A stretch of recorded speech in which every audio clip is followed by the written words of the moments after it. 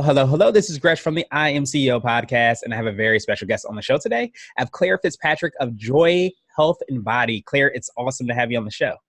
So much. I appreciate it, Gresh. Thanks for having me. No problem. What I want to do is read a little bit more about Claire so you can hear about all the awesome things that she's doing. And Claire Fitzpatrick is a chiropractor in Amsterdam, Netherlands. I'm sorry. She is Netherlands. She is also the originator of the business dream, Joy Health and Body, a wellness cooperative that aims to disrupt our current healthcare model by putting vitalistic, integrative health professionals on the front line of healthcare. She believes that because vitalistic health professionals work with nature to remove chemical, physical, emotional, and environmental toxins, they are the first best hope in saving our population from chronic lifestyle-driven disease states. Claire, are you ready to speak to the I Am CEO community? Yeah, I'm ready. Let's go. All right, let's do it. So the first question I had was just to hear, I guess, a little bit more about your CEO story and what led you to start your business. Okay, so I'm a chiropractor by trade, and I've been a chiropractor since 2005. I was trained as a GP, a general practitioner, in the school that I went to. So I'm prepared to help diagnose people and send them to the appropriate specialist. That's basic training in the United States. Mm-hmm. So I practiced since 2005 in Connecticut and New York City. And I don't want to be a general practitioner. I want to be a chiropractor. But it is nice to know that when a patient comes in and I see that there's clearly something going on, like the beginning of celiac disease, metabolic syndrome is coming on. They've got some issues. They're dependent on different chemicals, be them pharmaceuticals or other, like drinking or too much of that, right, that I know where to send them. So it was always really valuable to me to have a team of people to whom I can refer. But over the years, I noticed people come in to a chiropractor when they're really don't want to be on drugs or surgery anymore. Mm-hmm. And they're casting about, listening to friends. Like, I don't know what to do. Nothing's working. My doctor says that nothing can be done. And someone will say, well, have you tried chiropractic? So people are desperate by the time they get to me. And that's not the jewel of chiropractic, to tell you the honest truth. Right. I mean, I can help people with herniated discs, and I do. That seems to be my bread and butter. But fixing people to get them back into the life that got them in the mess they were in is not the best way to use holistic healthcare. The best way to do it is when you're feeling like you're on top of the world, but you're feeling sort of, I'm not on my game anymore. I think maybe I need to go see somebody to help get me back on my game. And that's the beauty of integrative healthcare, of holistic healthcare, is catching people before they're so sick that they crawl into a medical office and say, help me, I can't function like this anymore. Because people will not come to a doctor when they're in pain. They'll work through the pain mostly. Mm-hmm. It's when they can't function anymore, when they can't get themselves out of bed from the pain, when they can't sit through a day from the pain.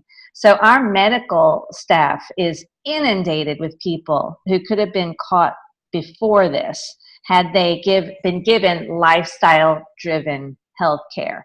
And that's what chiropractic can give. That's what naturopathic medicine can give. That's what acupuncture can give. That's what massage therapy can give.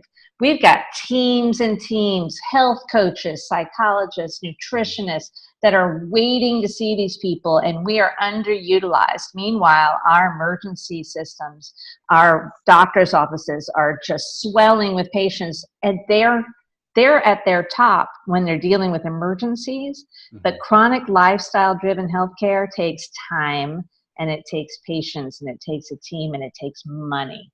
So not only is our healthcare system inundated in the wrong way, but we're spending too much money in it. People are going broke. Insurance isn't paying for it because they're supposed to pay for emergency care. So let's catch these people early. Let's change the way we see how healthcare is delivered. Why can't people view us as the first best place to go? And then when there's a real emergency, then we have a team in the medical establishment to help us with that too. Yeah, that makes So, sense. so yeah, we shouldn't, the people that can help solve this problem shouldn't be starving. So Yeah. I'm building teams of healthcare professionals that can do that. That's awesome. That's awesome that you're able to do that. And like you said, a lot of times it's the last ditch approach, so to speak, when you're in some type of pain that they might call you, it sounds like. And a lot of times you can be a lot more on the offensive and making sure that you're taking care of your health and you're proactive in doing it instead of doing it as a last ditch effort. So I wanted to drill down a little bit deeper in here, I guess a little bit more on how you serve in the clients that you work with. I know you touched on it a little bit. And then also, like, what do you consider to be like your quote unquote secret sauce? Okay. So I used to, in New York, I worked in an integrative office, but we had our own practice. Mhm. So I saw my chiropractic clients, the acupuncturist saw her people, massage therapists, and so forth. And it was just super nice to be able to knock on the next door and go, hey, can you come in here for a second and take a look at my patient? And then we just Mhm. build this rapport right away. Right. Patient's like, oh my God, I got a team right now. And they're both speaking a different language. They both have a different superpower to approach my problem. Like, Right. yeah, rock, paper, scissors. We got it all together. So it just, in New York, it's easy to build that network. But when you're like, life brought me to the Netherlands, and thank goodness I love it here in Amsterdam. The healthcare is a little bit different here. So it's this, they don't, if they think that you're too healthy, they'll turn you away, even Hmm. if they'll, so people exaggerate their symptoms to get help. Oh, Um, wow. and it's, so they're actually really, really seeking this care. Hmm. Um, the secret sauce is community, because everybody knows how to eat well. Everybody knows they're supposed to exercise. Everybody knows they're supposed to get regular checkups. But do we? That's not really supported in the community. And so when you come in and get that kind of help, it's really, really helpful to have a health coach that is guided by doctors, to keep a group together that are working on the same path. And statistically speaking, that goes really, really far. So just knowing that you're not alone and that you're part of community, that this is the norm and within the community, makes all the difference in the world. Yeah, I would definitely say that's a great example of a secret sauce, because a lot of times, you, especially probably when you're going through some type of pain or whatever illness, you kind of feel alone a lot of the time. So to be able to, be able to pull into the community, to be able to call, like you said, a health coach, and then to have all these connections and be able to pull into the secret sauces of so many different people probably helps out so much as far as, putting the patient at ease, putting the person at ease, but also putting those professionals as well at ease. It's really helpful because, we, as a holistic healthcare professional, we're really overtrained so that we can spot patients and work together. But there's not really a social structure for us to work together. It's sort of a competitive model almost, like, well, I tried acupuncture. Well, I tried physical therapy. Well, I tried this. And well, then we tried us all, Right. there's, so that we can be very isolated even amongst each other. Right. So why don't chiropractors refer to the chiropractors? I'm one who does. I have a certain style, and I'll say, look, I think you might be better served by this chiropractor. And that's within our own little professions. That's like, oh my God, I'm supposed to be God. I'm supposed to be able to do everything. I'm not going to Right. refer to another God. Why would I do that? Right. But if we stop looking at it like we're competing with one another, we're all going to get much, much farther. I hope Yeah, that answered your definitely. question. Yeah, it absolutely did. I always think of this word called coopetition that I heard at a networking event, where it's always you have people that you're cooperating with and they're quote unquote competitors, but you can get so much farther if you're working together rather than, trying to compete against one another solely. Yeah, exactly. And it's Yeah. more helpful for the patient because the patient knows that they're not pitted against, they're not the center of being pit against other people. And there's not this sort of, have you ever gone to like a doctor and and you say, well, I went to this person, my friend told me to go here, and that you just see the doc go, uh-huh. They think they know everything. And then you feel like, I can't tell them anything. So Right. what do you mean you're not going to tell your doctor? Because my doctor doesn't like that I'm going to a chiropractor. I'm like, your doctor needs to know that you're going to a chiropractor. I need to Right. know when you're going somewhere else, so Yeah. our work doesn't overlap. Exactly, But exactly. It's that yeah, holistic mindset. And so now I wanted to switch gears a little bit and ask you for what I call a CEO hack. And this might be an app, a book, or a habit that you have, but it's something that makes you more effective and efficient as a business owner. personally, if I didn't meditate, well, first of all, I got to plug chiropractic. I got Okay, I there get you go. Of adjusted. course. I got to get adjusted once a week because I got to turn on my nervous system because life gets me.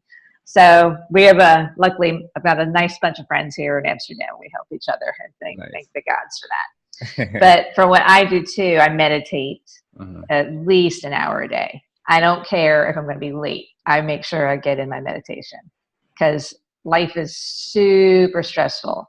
And if I lose just 2 or 3 days of meditation, I'm starting to cast around in my head, like what's happening, what's happening. And I Right. got to make sure that my vibration is high for everybody else because people come in and they need me to be on point, and meditation will do that. So that's for sure one of my things. Also, I try to keep up with leaders who do a lot more than me and who's accomplished a lot more than me. Mhm. And have you ever heard of Sandy Krakowski? I don't think so. Sandra I Kagowski. love her because she's super individualistic. She's not like other. She she's she is insistent on being herself Okay. while building her business, What? and she empowers other people to be themselves. Like, and being secure in your unicorn status in order to do what you do instead of Right. feeling like I got to be just like this, that, and the other. So I Right. find her work really inspiring. Nice. And Is she like a business coach? she's a business coach. Yeah, yeah, Business yeah, coach. So, okay. Awesome. yeah. Yeah. It's always empowering to kind of hear. Well, I feel like when you see somebody that's being their quote their unicorn or being their unique selves, it kind of gives I guess permission for everybody else to do the same, and you feel powerful when you see somebody doing that, that you kind of get attracted to that and you want to do it within yourselves as well too. Yeah. Well, whenever you're trying to do something to break a habit, like the Hmm. habit of the hierarchy of how we see medical care, Yeah. you're going to get pushback. Hmm. Don't listen to those quacks. That quack doesn't know anything. Just because it isn't normal doesn't mean it's not the right way to go. But you got to be super Right. strong in who you are to keep pushing through that and just let it roll off your back. And I'm not necessarily great at that. As a caregiver, I'm super empathetic. So Right. I've had to work on toughening up my own shell and working through it. Yeah, that makes sense. But I think it's awesome what you're building and, kind of innovating and changing the paradigm of healthcare. I think is a really big thing and obviously probably a difficult thing as well, too, sometimes. But it's great that you're pushing through. And I'm definitely sure that a bunch of people are benefited from it. Well, it's mammoth. So it's not, I don't think it's going to be done by one massive push, but it'll Hmm. be done by a network of all of us working together to make things the new norm. There you go. Have you ever heard of Buckminster Fuller, I don't think the so. scientist? He's Mm-mm. a mathematician scientist that actually he's influenced my work a lot in tensegrity models on how the body isn't like a square unit, but when a force is placed on it, it distributes the force evenly throughout the system through the geometry of the system. Interesting. And Buckminster Fuller said something to the effect of, "You don't change the status quo by pushing directly against it. You create a model that works better, and I like that. that model makes the other one obsolete." So that's what we're trying to hope to do peacefully Nice, and nice. in a way that makes sense Yeah. for everybody, and it isn't combative. That is integrative in the true sense of the word.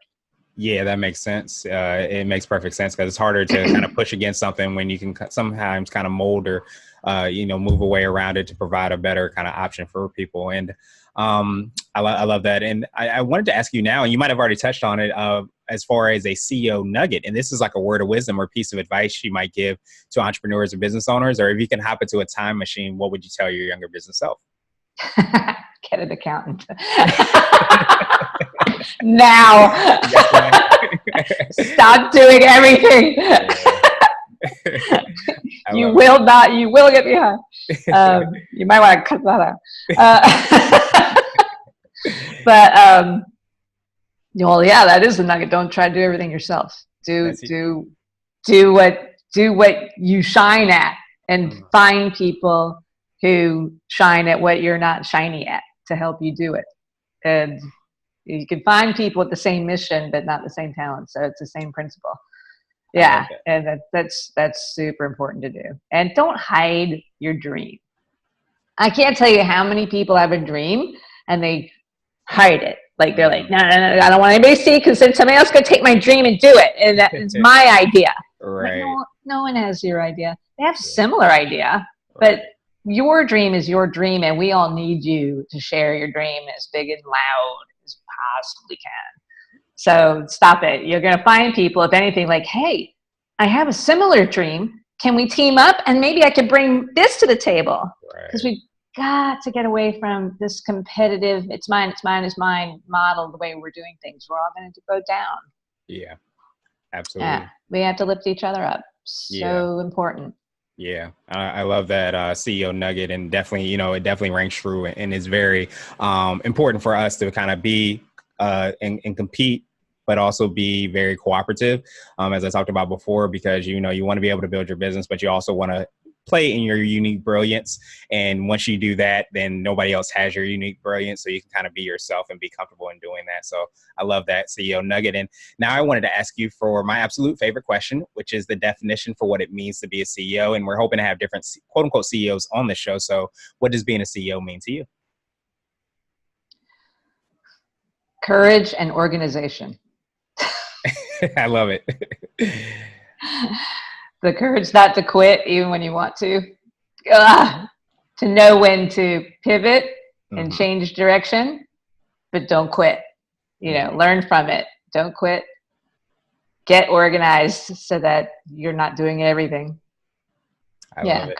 Those were words of wisdom that I was given in 2004 by a mentor of mine named David Rowe, chiropractor in New York City. Courage and organization. I've never forgotten it.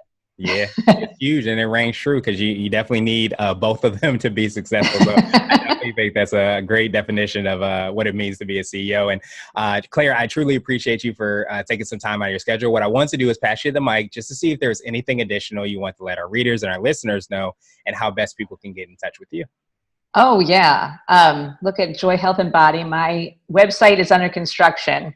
And yeah, if you want to recommend any web developers here, I know somebody. But my number here is +31 06 55 60 3051. Joy Health and Body is my website. And yeah, if you want to be part of the stream, I'm looking for you. Please let me know. Awesome. And thank you so much for taking some time out of your schedule.